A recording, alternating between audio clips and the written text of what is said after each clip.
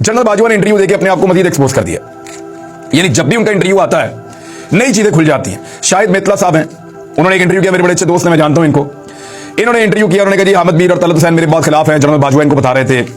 नईम घुम्मन साहब की तैनातदारी के लिए गए तो वहां पे, क्योंकि जनरल बाजवा उनके फर्स्ट कजन है, तो वहां पे कहते हैं मुलाकात हुई है। फिर उन्होंने कहा कि हामिद मीर ने जो नसीम ज़ारा के हवाले से बात की कि शटअप कॉल दी गई, तो उन्होंने कहा ये बात गलत है। वैसे भी वो आर्मी चीफ थे, ऐसा मुझे भी मुमकिन नहीं लगा था। फिर उन्होंने कहा हामिद मीर और इमरान खान और शेख रशीद के बारे में उन्होंने कहा कि सबसे बड़े झूठे हैं।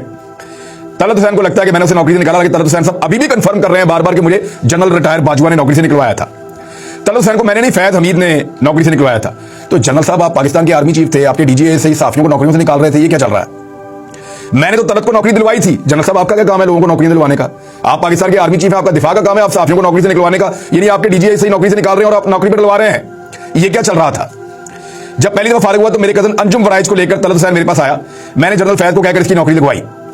फिर उन्होंने कहा कि मुर्तजा सुलंगी और नुसरत जावेद वगैरह को चैनल से निकलवाया। पूछा तो उन्होंने कहा जी मैं नहीं जानता, मैंने ऐसा नहीं किया। फिर अफसार आलम को गोली लग रही, उन्होंने कहा जी मेरा कोई ताल्लुक नहीं है, और वो तो गोली टीटी से किसी ने मारी थी और ये वो इस तरह की बातें की। तो उन्होंने कहा कि अफसार आलम आप पर इल्जाम लगाते हैं।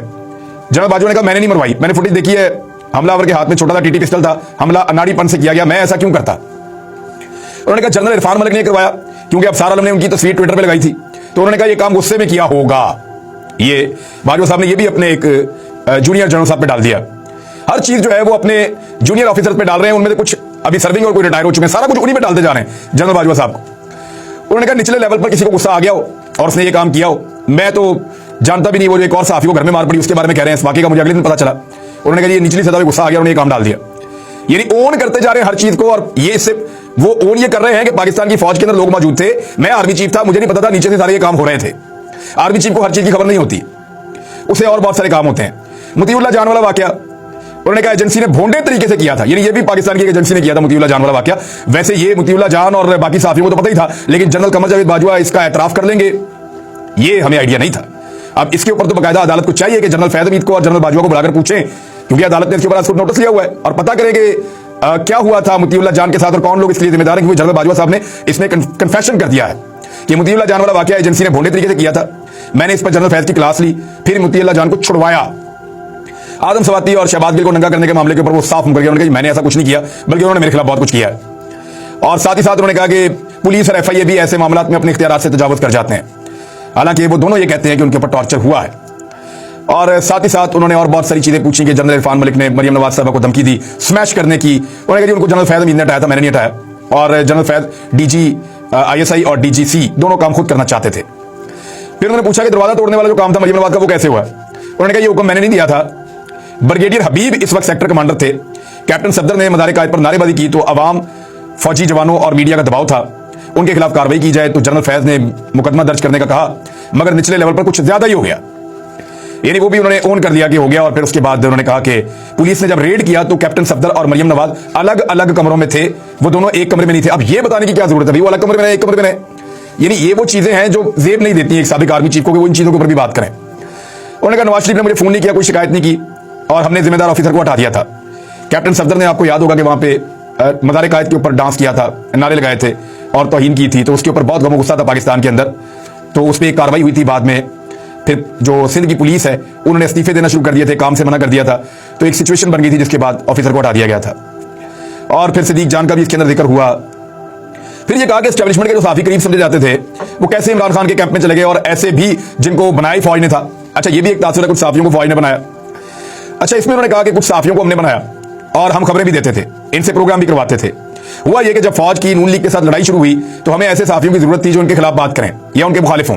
इस तरह एयरवाई की हमें इसलिए ज्यादा जरूरत थी कि हम बात, यानी इसका मतलब है वो ये ओन कर रहे हैं कि फौज ये फैसला करती है। जनरल बाजवा ये कह रहे हैं कि फौज ने फैसला किया कि इस पॉलिटिकल पार्टी को तबाह करना है, लिहाजा हमें अब ऐसे बंदे चाहिए थे जो इस पॉलिटिकल पार्टी के खिलाफ हों।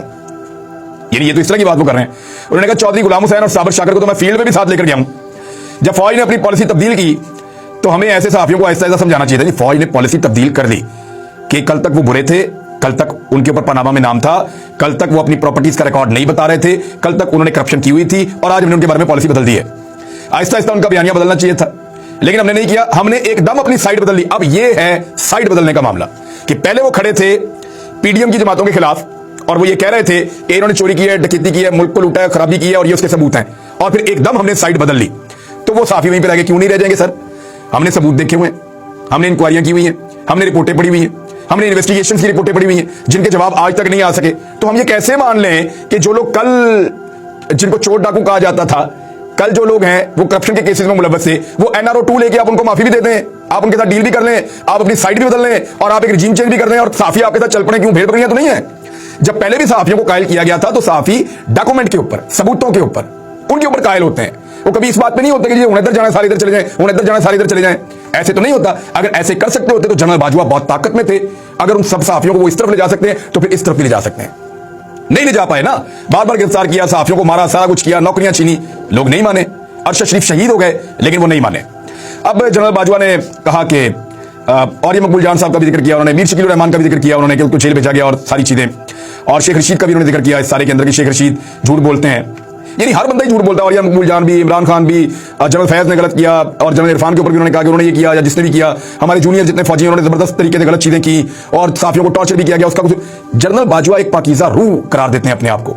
उन्हें लगता है कि जितना कुछ इस मुल्क में खराब हुआ है उसके लिए वो जिम्मेदार नहीं है, लेकिन वो जिम्मेदारी अब अपनी फौज के ऊपर डाल रहे हैं, अपने लोगों को जिम्मेदार करार दे रहे हैं। ये बहुत अजीबोगरीब इंटरव्यू है, मुझे समझ नहीं आ रही कि वो इसको कैसे ओन करेंगे। मुझे लगता है कि इस इंटरव्यू के बारे में वो कहेंगे कि मैं इसको ओन नहीं करता, मैंने ये बातें नहीं की, ये बातें मैंने कुछ और की हैं, लेकिन बात असल में कुछ और थी।